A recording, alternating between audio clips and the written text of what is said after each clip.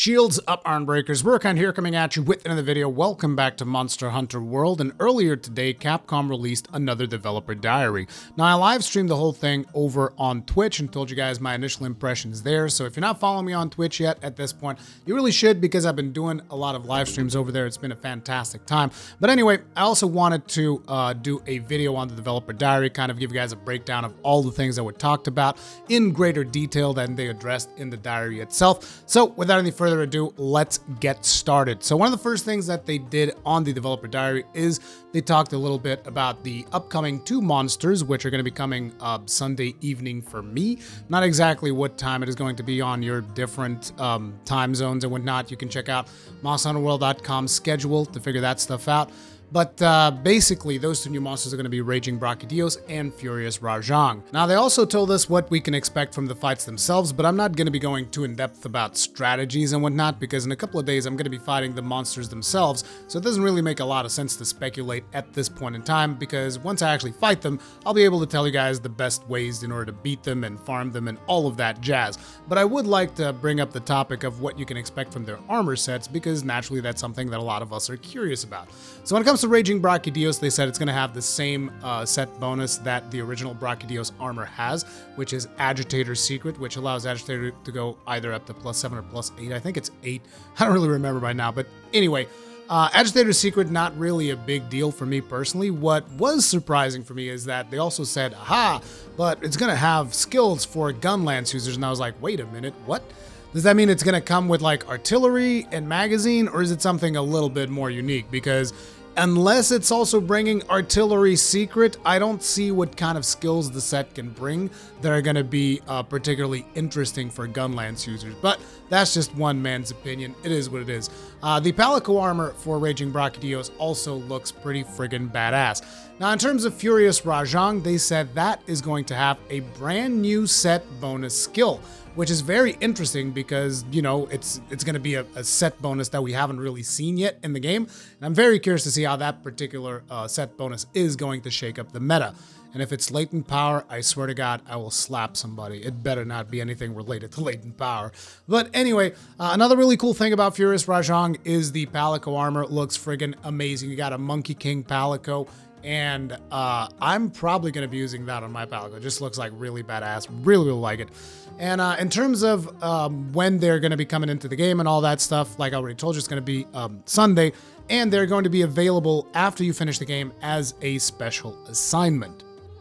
After they talked about this, they mentioned the fact that they're also going to be introducing layered weapons.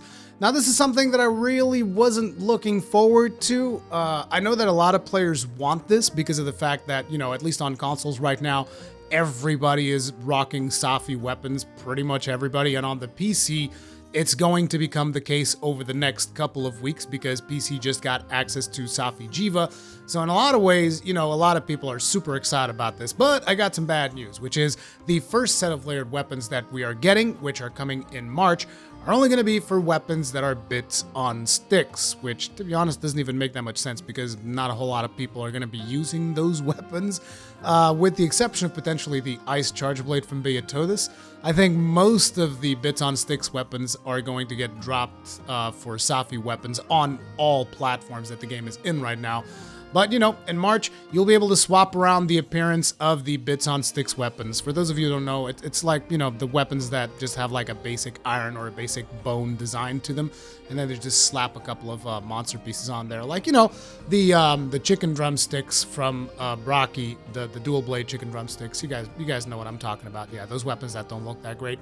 So you'll be able to swap the appearance of those weapons. Again, not super interesting, but in April, you'll be able to change unique weapon designs. So that means, at least I'm assuming it means, you'll be able to swap even Safi Jiva weapons to look like something completely different, which is going to bring some much needed diversity in terms of how your characters look.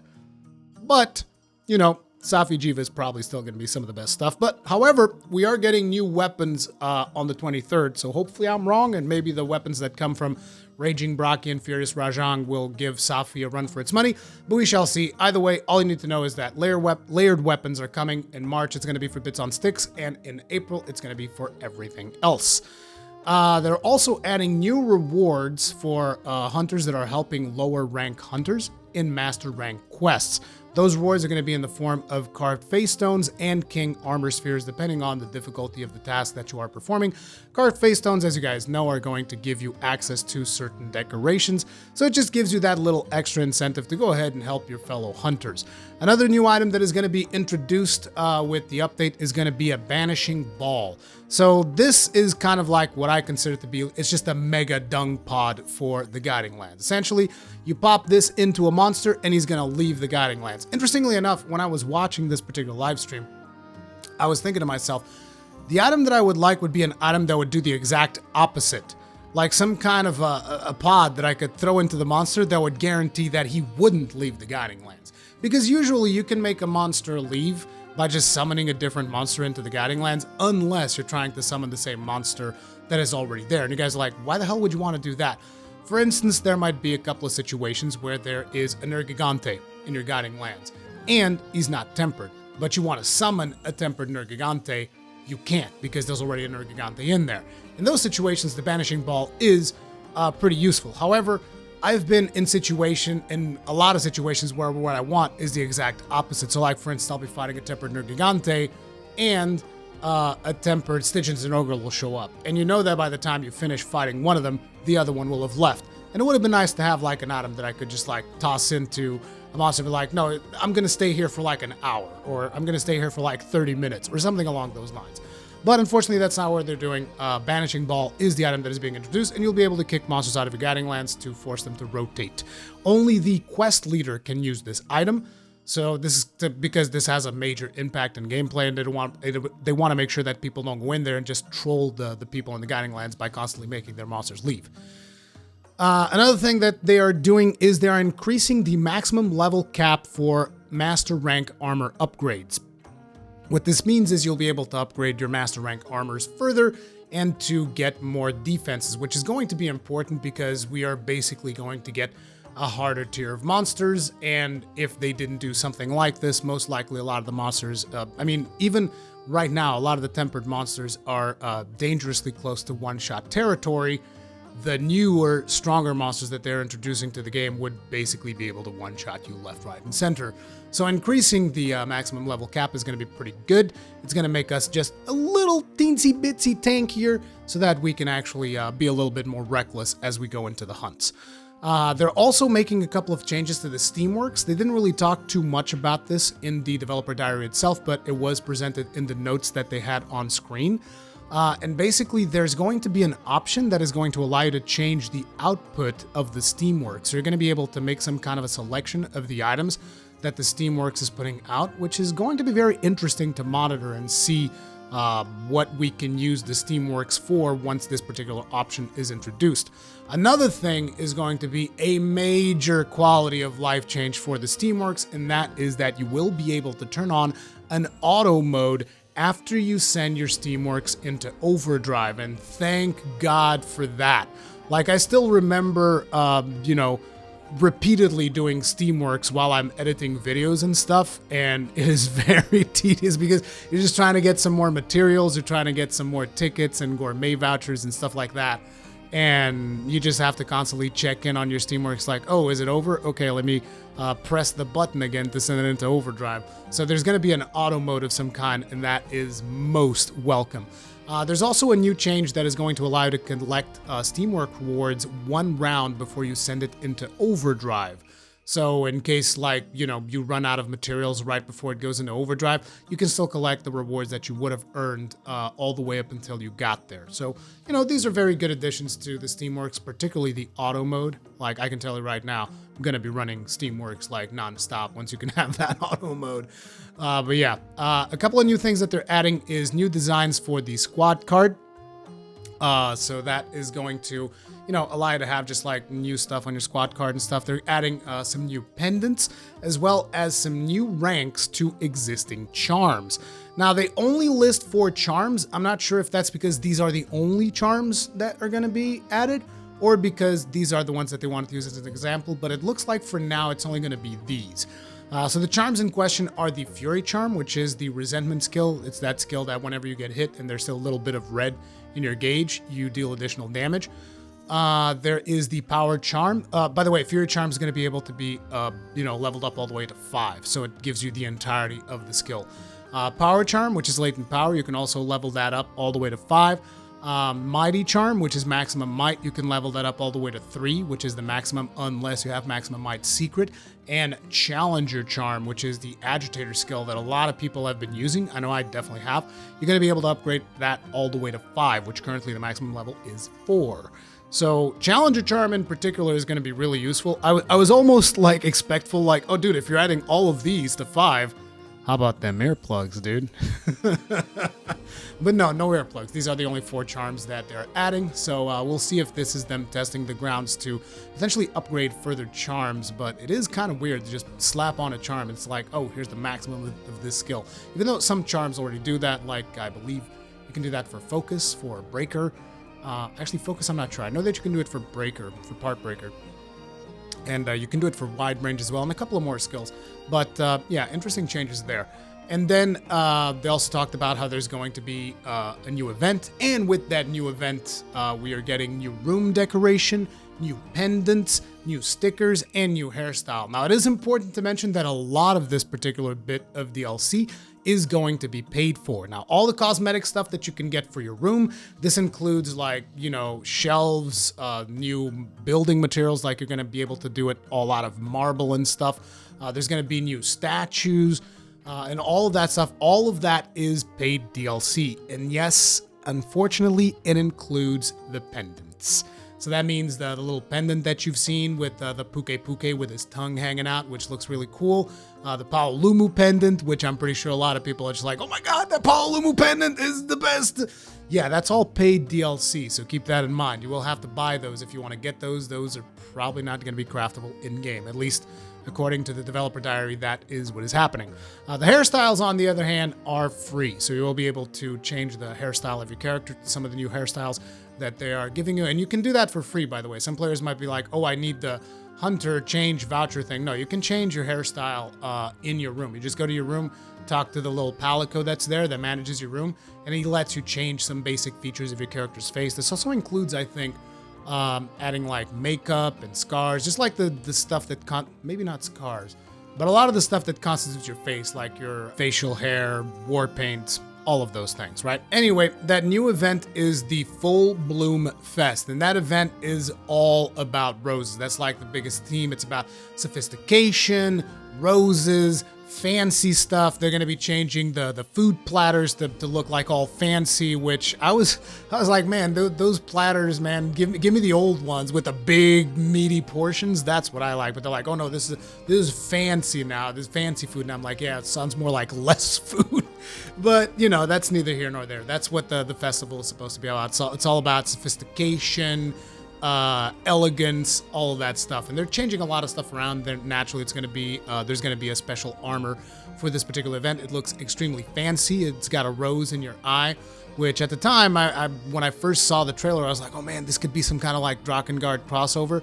Does not seem like that is the case at all. It's just all about this fancy festival that they are doing. Does not mean, however, if you're a big Drakengard fan, that you can't use that to do like some kind of role play or something like that. So it's also cool. There's also going to be a new handler outfit, which, as per usual, when it comes to these events, the handler will be using the new outfit during the event itself, and then she will revert back to whatever outfit she was wearing before that. But you can buy the handler outfit. It is also paid DLC. Now, on top of this, there's also going to naturally be all new event quests, which are going to give you like all new things, as we are used to with every event. I mean, not all of them are going to be new. Also, there's going to be like the returning event quests like happens during these events, right?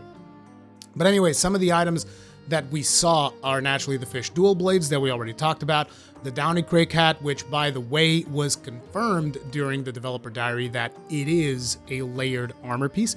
It is not going to be like an actual armor that you craft. It's just going to be available to you layered from the get-go, which is pretty damn sweet because, that's exactly what we actually wanted the whole time. As I mentioned previously, new guild card and squad cards, all that stuff. And as with every event, there's going to be limited daily bounties and login bonuses and all that jazz. And this all becomes available this Sunday night if you are in Europe time zone, or Sunday afternoon if you are in the States. Interestingly enough, this is a really weird date, because usually we get updates on like Thursdays and sometimes Wednesdays, and now all of a sudden it's like, here's this big update on a Sunday afternoon. But then again, maybe they just moved it forward because of, you know, the whole situation the world is going through right now. There's a lot of people home. There's nobody going to school. Most people are not going to work. So maybe they were like, hey, let's just push this stuff up and get it out there. Actually, no. Was it announced before? Yeah, the date was announced before, so I don't know. It's just a weird date, basically, is what I'm getting at it. But basically, if you're sitting at home without a whole lot to do, you know, it's a bonus for us to just go in there and play some more Monster Hunter. I know I'm going to be doing that. I'm going to be streaming it. Probably going to have to take a bit of a break in the whole Neo live streams that we've been doing to do some of this content. And then, you know, once we wrap that up, we'll eventually return and continue with the Neo playthrough until we see the whole thing through. But anyways, continuing onwards, Kulve Taroth. And good God, I almost when I heard Kulve Taroth being mentioned, I almost had a seizure. I was like, dude, please don't tell me that this is what you think, like it's the big fan favorite that's returning. Because like I thought that was the case, and I was like, dude, fan favorite my ass. Nobody wants Kulve Taroth back. I mean, you know, some people do want Kulve Taroth back, but it's like, I don't think any of us are particularly excited to take part in the whole loot grind that Kulve Taroth was. I know that I definitely am not. But Kulve Taroth is going to be coming back in a special event quest in April. Now, this is going to be very different from the usual Kulve Taroth siege, because instead of this being a siege, it is going to be a regular slay quest. So they say up to 4 players, which means that most likely this quest is not going to have 4 players scaling. It's just going to be a regular, like, Elder quest that you go in and you kill the Elder, with the exception that it is an event quest, so it's only going to be available during limited times. And this particular, the first iteration of this quest is coming around in April. So another difference is that there's no more track sniffing. It's actually going to start in Area 2. So if you guys remember, that's when Kulve Taroth first stops running around and faces you. So that's where the quest starts, and your objective is going to be to basically kill Kulve Taroth. Now I am curious if she's still going to have her horns, because, you know, considering that was the whole point of what we were doing in the initial siege, it would kind of make sense if she showed up without horns, or maybe with cracked horns or something along those lines. That would be interesting, but, you know, it might just be regular old Kulve Taroth, just like with stats bumped up to master rank, and we'll see how that whole thing pans out. So what are you getting for engaging in the whole Kulve Taroth grind? Again, well, basically, the master rank materials that you get from completing this event quest can be used to upgrade your existing Kulve Taroth weapons, assuming you still have them. By upgrading your existing Kulve Taroth weapons, you're going to be increasing their rank, which means that naturally their damage values are going to be adjusted to be relevant at master rank, and you're also going to be upgrading the weapon's abilities. Now, I'm not sure exactly what that means, because, I mean, when you have something like, say, critical element, does that mean that the critical element becomes true critical element? Because that would be pretty friggin' busted, basically. I'm just gonna come out and say it. Like, if you have a Kulve Taroth weapon that comes with true critical element, for certain weapons, that's not even a choice. That's like just, well, this is the best weapon now. That's just what it's gonna be. And I hope that's not the case. I don't know how they're going to balance this stuff out. It's going to be completely insane, but at the same time, it's going to be interesting too. I've pretty much come to accept the fact that siege weapons are always going to be the best weapons that we're going to have, and nothing else in the game is ever going to compare to them. So you're talking like Safi Jiva, Kulve Taroth, all of those are always going to be the best weapons overall. And, you know, you just have to accept that at some point and come to terms with it. And I think I kind of came to terms with it, and I just accept it. And so it's whatever. I'll engage in the grind for a bit, see what I can do, because I do have a bunch of my Kulve Taroth weapons in my storage box. So all I got to do is upgrade those and see what happens with that. Now, on top of it, they're also doing a couple of changes to the original Kulve Taroth siege. So this is in case if you're someone that never engaged in the Kulve Taroth grind, then you're not going to have weapons to upgrade by doing this event. So for you, the event's like, well, whatever, what do I care, right? So they're changing the original Kulve Taroth siege. and they're adjusting some of the rates. So from now on, it is going to be, well, not from now on, from whenever they apply this, which is going to be in April, but it's going to be easier for you to get weapons from the siege. And on top of it, it's going to be easier for you to get the higher rarity of weapons from the siege to drop. Which basically means they're making that whole loot grind a little bit easier to manage. And considering that by this point, if you have Iceborne, you're going to have Master Rank gear. It should be fairly easier for you to do the Kulve Taroth siege if you can find a couple of friends to help you out. But I don't really know what that has been like because I haven't touched Kulve Taroth ever since I started Iceborne because I was just like completely burned out on that particular encounter. But anyway, yeah, on top of all of those things, if you do not want to engage with the original Kulve Taroth siege, you don't have to. You can actually meld these weapons using high and master rank materials of Kulve Taroth. So you can just go up to the Elder Melder and you'll be able to get the weapon probably in a very similar way that you can get Safi Jivan weapons melded right now at the Elder Melder.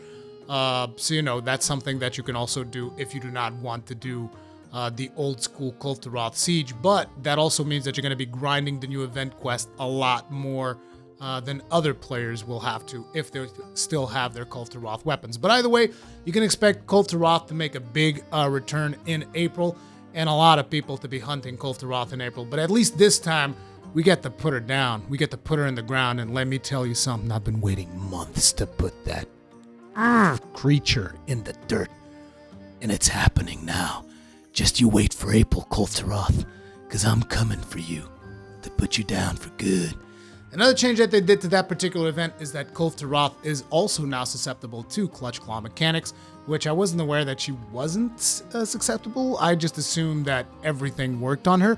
But you'll be able to flinch shot her, you'll be able to slap her around, you'll be able to tenderize and do all of the usual stuff.